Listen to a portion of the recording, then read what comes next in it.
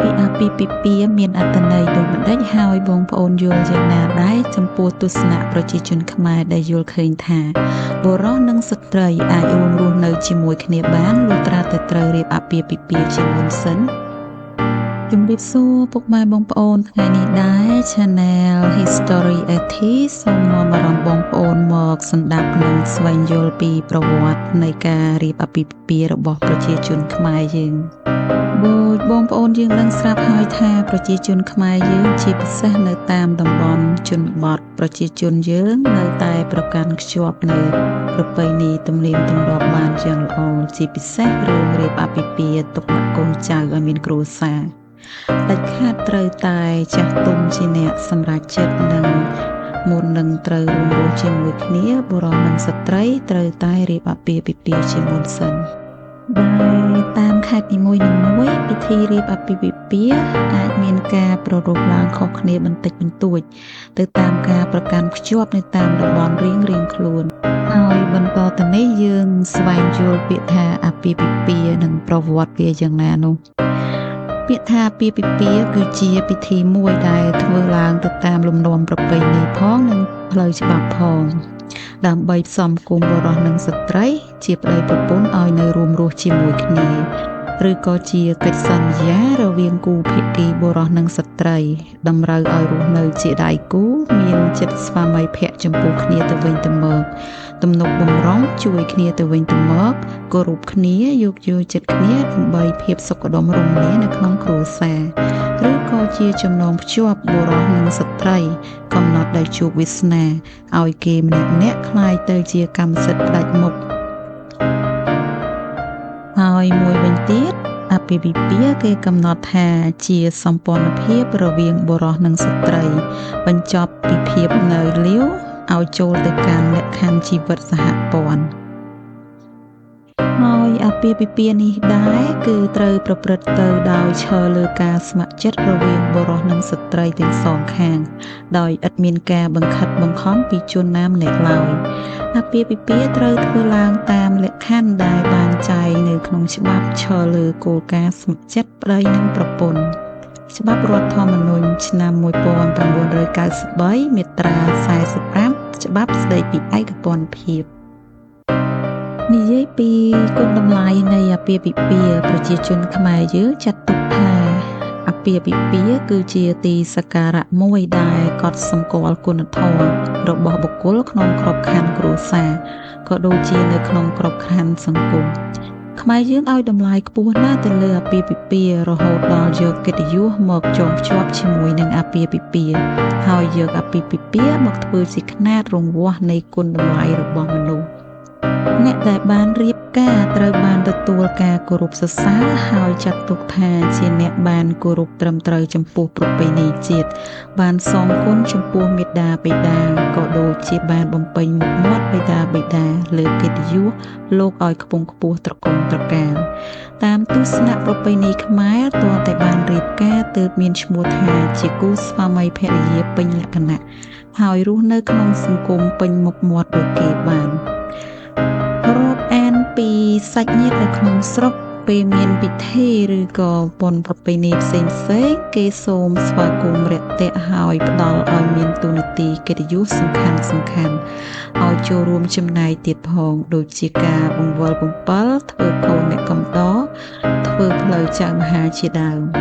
ចំពោះប្តីប្រពន្ធដែលមិនបានរៀបការវិញតែងតែមានការជិះចាប់ខាងផ្លូវចិត្តនិងមានវិបដិសារីស្ដាយក្រោយទទួលក្តីអាម៉ាស់រស់នៅមិនស្មើមុខនឹងគេដោយមានការរើសអើងលើកដាក់ខ្ពស់ទាបពីសង្គមគេចាត់ទុកថាជាកូនបំពានលើប្រពៃណីដោយប្រព្រឹត្តជ្រុលជ្រោះប្រាចាកពីសិលធម៌សង្គមល្មើសនឹងវិន័យគ្រួសារហើយត្រូវបានសង្គមបដិសេធមិនឲ្យចូលរួមក្នុងពិធីមង្គលផ្សេងគេចាត់ទុកថាជាបុគ្គលឥតភ័ព្វ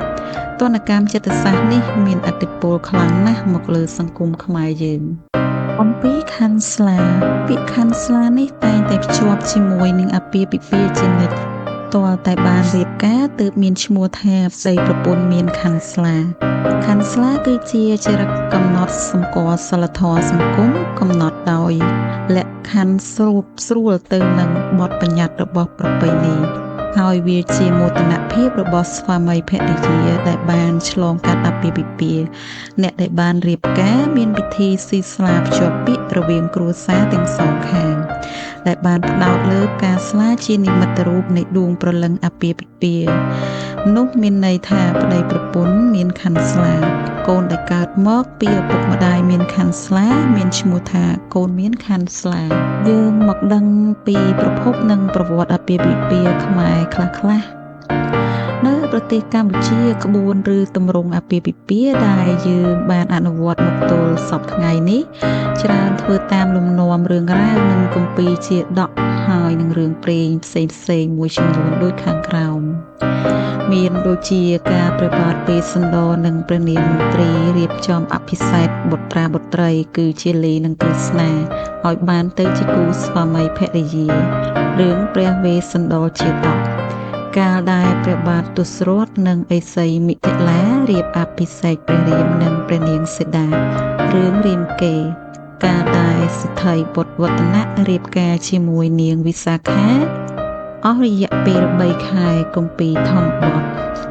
កាលដែលព្រះថោងនិងអភិសេកជាមួយនឹងនាងនាគដែលបន្សល់ទុកនៅពិធីជាច្រើនក្នុងអាពាហ៍ពិពាហ៍ដូចជា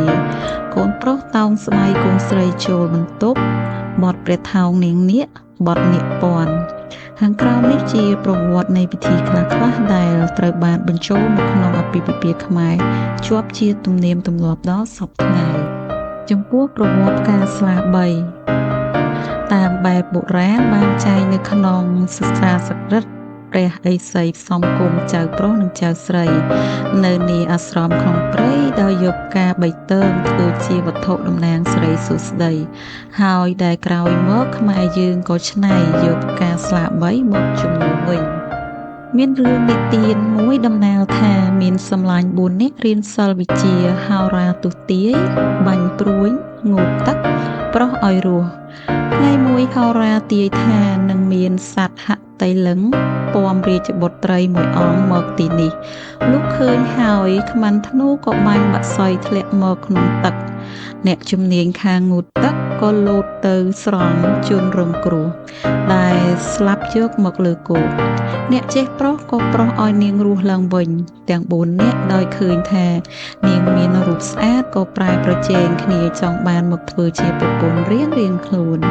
គ្រានោះដែរបណ្ឌិតជាពោធិសត្វបានកាត់ក្តីថាអ្នកចេះទាយត្រូវបានធ្វើជាឪពុកអ្នកប្រុសធ្វើជាម្ដាយអ្នកចេះបាញ់ធ្វើជាបងប្រុសអ្នកចេះងូតទឹកដែលបានប៉ះពាល់រាងកាយត្រូវបានធ្វើជាប្តីព្រះពោធិសត្វបង្គាប់ឲ្យយកផ្កាស្លាមួយខ្ពស់មកដោតជា3ដុំផ្កាស្លាទី1ផ្កាចម្បងសម្រាប់តំណាងឪពុកផ្កាស្លាទី2គឺជាផ្កាស្លាកណ្ដាលសម្រាប់តំណាងឲ្យម្ដាយផ្កាស្លាទី3ជាផ្កាស្លាពៅសម្រាប់តំណាងឲ្យបងប្រុសប្រវត្តិខ្លះៗពីវិធីស្ដីដណ្ដឹងភ្ជាប់ពាក្យមានរឿងព្រេងបុរាណមួយពោលថាបុរស2នាក់បានរៀនជាមួយគ្នាកាលពីក្មេងស្រឡាញ់រាប់អានគ្នាជាមិត្តពួកគេបានព្រមព្រៀងគ្នាថាតទៅថ្ងៃមុខបើសិនជាអ្នកណាម្នាក់មានកូនប្រុសអ្នកណាម្នាក់ទៀតមានកូនស្រីនោះនឹងត្រូវធ្វើជាដន្លងនឹងគ្នាជាច្រើនឆ្នាំកន្លងផុតទៅអ្នកទាំងពីរបានទៅឃ្វាលគោជួបគ្នានៅវាលស្រែបុរសដែលមានកូនប្រុសនឹងក៏និយាយស្ដីដណ្ដឹងកូនស្រីសម្លាញ់មកធ្វើជាភរិយាកូនខ្លួនដើម្បីជាញាតិភ្ជាប់ពាក្យសម្ដីសម្លាញ់ទាំងពីរបានបដូរស្លាមួយម៉ាត់ម្នាក់ទំពាស៊ីទុកជាកិច្ចសន្យាកាន់ពាក្យសច្ចៈឥតប្រែប្រួលតាំងពីពេលនោះមកអ្នកស្រុកនាំគ្នាធ្វើពិធីស៊ីស្លា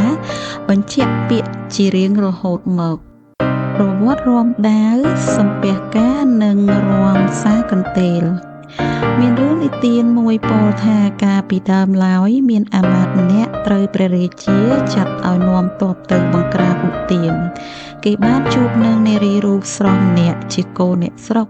ដែលគេចាប់ចិត្តស្រឡាញ់ជាខ្លាំង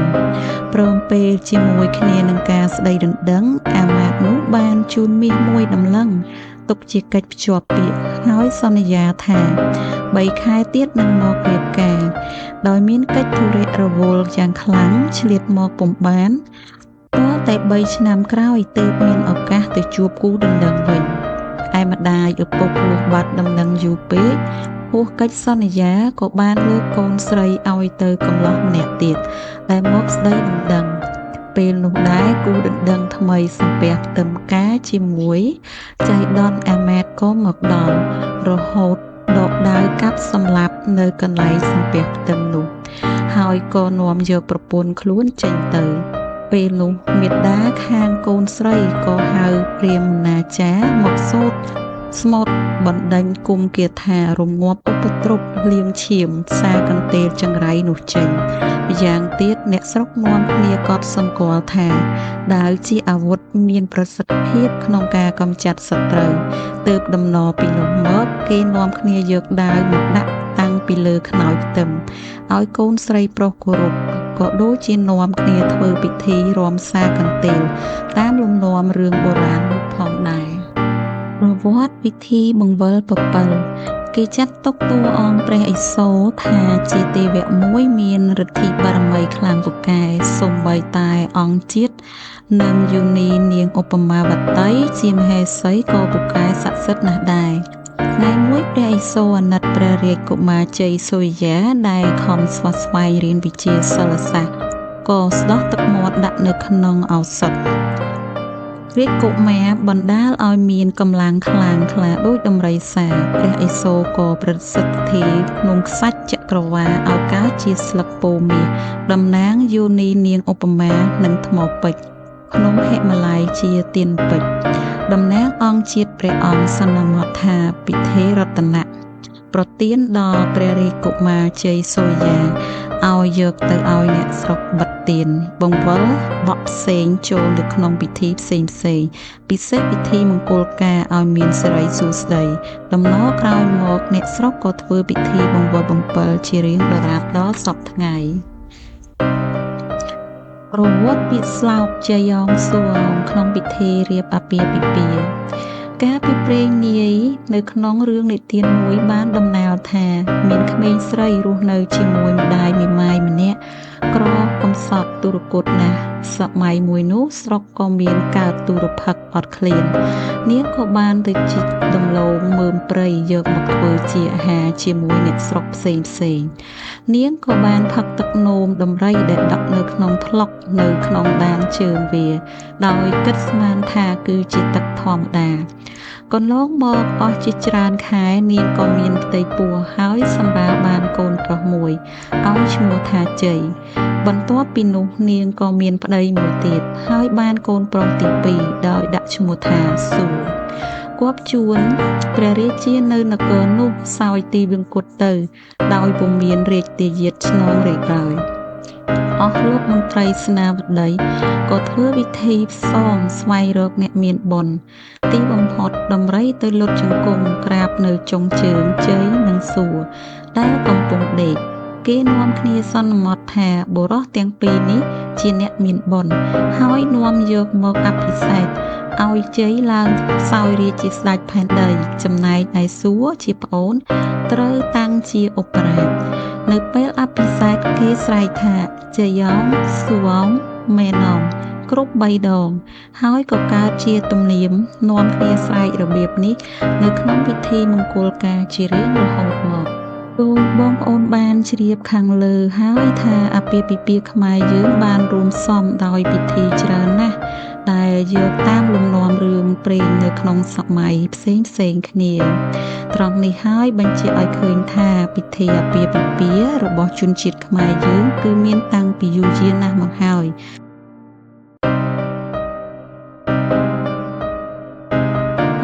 តាំងពីសម័យបុរាណរហូតមកដល់បច្ចុប្បន្នយើងនេះពិធីរៀបអាពាហ៍ពិពាហ៍អាចប្រារព្ធឡើងបានគឺអាស្រ័យលើឪពុកម្ដាយទាំងសងខាងគឺជាអ្នកកំណត់ដោយពួកគាត់យល់ឃើញថាពួកគាត់គឺជាអាណាព្យាបាល ពួកគាត់គឺជាមេគ្រួសារដូចនេះហើយគាត់មានសិទ្ធិពេញលេញក្នុងការទុកដាក់កូនចៅឲ្យមានគ្រួសារគឺគាត់តែម្នាក់គត់ជាអ្នកសម្រេចលើជោគវាសនារបស់កូនគាត់ហើយភាគច្រើនពួកគាត់ទុកដាក់កូនចៅគឺគាត់ផ្ដោតសំខាន់ទៅលើថ្ងៃខែឆ្នាំកំណើតគឺគាត់មិនបានមើលទៅលើអ្វីច្រើនទេគាត់មើលទៅលើខែឆ្នាំលើពូជពងវង្សាវតារហើយភាគច្រើនពួកគាត់មិនបានសួរនាំមតិយោបល់ពីកូនគាត់ថាតើកូនពួកគាត់អាចរួមរស់នៅជាមួយដៃគូម្ខាងទៀតឬក៏កូនពួកគាត់ស្រឡាញ់ដៃគូម្ខាងទៀតឬក៏យ៉ាងណាទេកត្តាទាំងនេះហើយបានជាមកដល់បច្ចុប្បន្ននេះមានគ្រួសារមួយចំនួនគឺគាត់មិនមានសិទ្ធិពេញលេញក្នុងការជ្រើសរើសគូស្រករដោយខ្លួនឯងទេគឺបណ្ដាលមកពីឥទ្ធិពលនៃចាស់បុរាណតមកតាមប្រពៃណីរបស់សង្គមខ្មែរក្នុងសម័យមុនមេដាបិតាដើរតួសំខាន់បំផុតក្នុងការជ្រើសរើសគូស្រករឲ្យកូនប្រុសស្រីមានន័យថាមានតែឪពុកម្ដាយទេដែលមានសិទ្ធិជ្រើសរើសគូស្រករឲ្យកូនទៅតាមយោបល់អត្តនោម័តរបស់លោកដោយមិនសូវបានសាកសួរយោបល់ពីកូនឡើយកាលនោះកូនភាគច្រើនតែងតែគោរពនិងជឿជាក់លើសមត្ថភាពរបស់ឪពុកម្ដាយហើយយល់ព្រមប្រគល់សិទ្ធិនេះជូនដល់អ្នកមានគុណដោយក្តីទុកចិត្តរបៀបរបបបែបនេះហើយធ្វើឲ្យកូនមួយចំនួនមកដល់បច្ចុប្បន្ននៅតែជឿជាក់ទៅលើឪពុកម្ដាយទាំងកូនប្រុសទាំងកូនស្រីស្ថិតនៅក្នុងការឃុំគ្រងរបស់ឪពុកម្ដាយនិងស្ថាប័នសហព័ន្ធរបស់សង្គមតាមប្រពៃណីកូនស្រីត្រូវចូលម្លប់ការមកចូលដល់វ័យគ្រប់ការក្នុងរយៈពេលនេះកូនស្រីស្ថិតនៅក្នុងការឃុំគ្រងថែរក្សាយ៉ាងជិតដិតរបស់ឪពុកម្ដាយជីវិតស្រីក្រមុំចូលម្លប់គឺត្រូវកាត់ផ្តាច់រាល់ទំនាក់ទំនងពីសង្គមខាងក្រៅចំណែកឯកូនប្រុសវិញកាលមកដល់វ័យធំល្មមដឹងក្តីហើយនោះគឺត្រូវបញ្ជូនទៅសិក្សានៅវត្តអារាមដែលជាសមាគមសាសនាមួយជីវិតកូនប្រុសបានបន្តរស់នៅក្នុងវត្តក្នុងឋានៈជាក្មេងវត្តរួចបួសរៀនបន្តបន្ទាប់ជាសាមណេរជាភិក្ខុរីឯកូនស្រីក៏គ្មានការទំនាក់ទំនងនឹងប្រុសខាងក្រៅហើយម្យ៉ាងទៀតនៅក្នុងវត្តគេត្រូវពុំព័ទ្ធដោយវិន័យសិលសិក្ខាបទផ្សេងម្ល៉េះហើយគេស្ទើរតែក្លាយជាមនុស្សពុទ្ធសាសនិកចាក់ពុំចំណែកឯខាងស្រីវិញគឺកាន់តែមានវិន័យក្រិតក្រមស្ទើរតែដូនជីទៅហើយ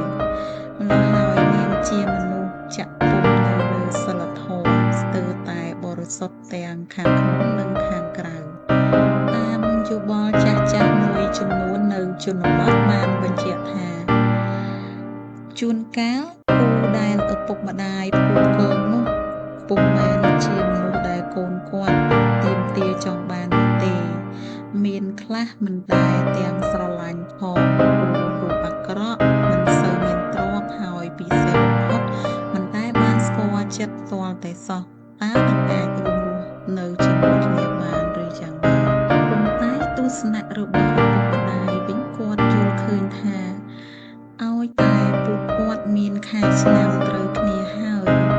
យើងអាចរៀបអាពាហ៍ពិពាហ៍បានក្រោយរៀបអាពាហ៍ពិពាហ៍រួចព្រមទាំងបានរួមរស់នៅជាមួយគ្នានោះភាពស្និទ្ធស្នាលនឹងបង្កើតមកតាមក្រោយហើយបន្ទាប់មកបានជាកូនពូនជាចៅនៅជាមួយគ្នាដល់ថ្ងៃចាស់ស្លាប់រៀងខ្លួនចាស់បុរាណខាងកម្មសាស្ត្រចិត្តសាស្ត្រតែងតែពោលថា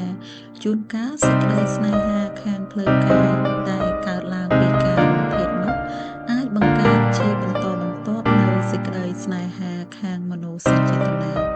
ហើយនៅពេលនោះដែលប្តីប្រពន្ធដែលមានរូបអាក្រក់និងសត្វទ្រព្យធនក៏រលាយបាត់អស់ដែរនៅសល់តែសេចក្តីអាណិតគ្នាបដូរផ្ដាច់ស៊ូស្លាប់ស៊ូរស់នៅជាមួយគ្នាក្នុងគម្រោងអនុស្សាវរីយ៍រាប់មិនអស់ដោយ ដោយផ្អែកលើចិត្តសាស្ត្របែបនេះហើយទើបចាស់ពីដើមសម្រេចចិត្តសុំពុំកូនចៅដោយអត្តនោម័តដោយមិនចាំបាច់សួរនាំកូនចៅផងខាតពេលឡើយប៉ុន្តែសម័យបច្ចុប្បន្នមានឪពុកម្ដាយមួយចំនួនក៏គាត់បានយល់ដឹងច្រើនចំពោះការជ្រើសរើសគូស្រករឲ្យកូនគឺគាត់យល់ស្របទៅតាមគំនិតរបស់កូនដែលគាត់គិតថាអនាគតរបស់កូនគឺកូនជាអ្នកជ្រើសរើសដោយខ្លួនឯងហើយជាពិសេសគឺយុវជននៅតាមទីក្រុងគឺគាត់មានសិទ្ធិពេញលេញក្នុងការសម្រេចជ្រើសរើសយកគូស្រករដោយខ្លួនឯងដោយមិនមានឪពុកម្ដាយជាអ្នកសម្រេចចិត្តជំនួសពួកគាត់ឡើយដោយពួកគាត់ជ្រើសរើសយកគូស្រករដោយចិត្តឯងគឺគាត់ពឹងផ្អែកទៅលើការស្រឡាញ់គ្នាដោយចិត្តនឹងចិត្តនិងអាចរស់នៅជាមួយគ្នាបានទៅថ្ងៃអនាគតហើយភាគច្រើនពួកគាត់ជ្រើសរើសយកក្តីស្រឡាញ់ជាធំដោយពួកគាត់មិនសូវប្រកាន់នឹងរឿងខែឆ្នាំទេគឺពួកគាត់ជ្រើសរើសដោយប្រកាន់យកលើចិត្តគំនិតការរស់នៅចុះសម្រុងនឹងគ្នាមានសិលធម៌មានសុជីវធម៌និងចេះគោរពឲ្យតម្លៃគ្នាទៅវិញទៅមកចំណែកឪពុកម្ដាយគឺគាត់មានសិទ្ធិត្រឹមតែគាំទ្រពួកគាត់ពីក្រោយខ្នងតែប៉ុណ្ណោះដែលនេះហើយស្របតាមពាក្យស្លោកមួយដែលនិយាយថាសង់ផ្ទះគួរតែតម្រូវតាមចិត្តមនុស្សបានន័យថាចិត្តម៉ែឪផ្សេងឯសម័យខ្លួនផ្ទាល់ចិត្តផ្សេងមួយទៀតជួនកាលលក្ខណៈសម្បត្តិរបស់ឪពុកម្ដាយពេញចិត្តមិនបានជាទីគាប់ចិត្តរបស់អារម្មណ៍កូនឡើយដូចនេះឪពុកម្ដាយមិនគួរបង្ខំកូនឲ្យទទួលយកការជ្រើសរើសរបស់ខ្លួនឡើយកូនខ្លះក្រោយពីជ្រើសរើសស្រីជាគូដែលខ្លួនពេញចិត្តហើយក៏ជម្រាបទៅឪពុកម្ដាយឲ្យមកស្ដីដណ្ដឹងនារីនោះឲ្យខ្លួនដោយមិនរវល់ពីការពេញចិត្តឬក៏មិនពេញចិត្តរបស់ឪពុកម្ដាយឡើយការជ្រើសរើសបែបនេះឃើញមាននៅក្នុងប្រលោមលោកផ្នែកអក្សរសិល្ប៍ដូចជារឿងភុនជ័យរឿងមហោសថស្វែងរកស្រីលក្ខរឿងចិនវង្សដែលទទួលកម្រងផ្កាពីនាងបទុមសុរិយារឿងអាឡេវនិងរឿងចៅចិត្តឡាក់យុវជនប្រភេទនេះមានទេពកោសល្យក្នុងការជ្រើសរើសនិងសង្កេតមើលស្ត្រីដែលមានលក្ខណៈសម្បត្តិគ្រប់ជ្រុងជ្រោយគួរនឹងយកមកធ្វើជាអនាគតបានប្រកបដោយសិរីសួស្តីមង្គលនៅក្នុងសង្គមជីវភាពបច្ចុប្បន្នកាលបើបុរសណាសម្រេចចិត្តប្រើសិទ្ធិស្វ័យយ័តបែបនេះនឹងត្រូវទទួលខុសត្រូវលើជោគវាសនាដោយខ្លួនឯងបើថ្ងៃក្រោយមានផលវិបាកយ៉ាងណានោះសម័យខ្លួនជាអ្នកទទួលខុសត្រូវតែម្នាក់ឯងប៉ុន្តែនៅក្នុងសង្គមខ្មែរគេមិនសូវប្រទះឃើញនារីខ្មែរប្រើសិទ្ធិស្វ័យយ័តបែបនេះឡើយចា៎ចំពោះ admin វិញការជ្រើសរើសយកគូស្រករតាមឪពុកម្ដាយជាអ្នករៀបចំហើយនឹងការជ្រើសរើសដោយខ្លួនឯងគឺសុទ្ធតែមានគុណសម្បត្តិនិងគុណវិបត្តិដូចគ្នាតើបងប្អូនយល់យ៉ាងណាដែរជួយ comment ម្នាក់មួយផង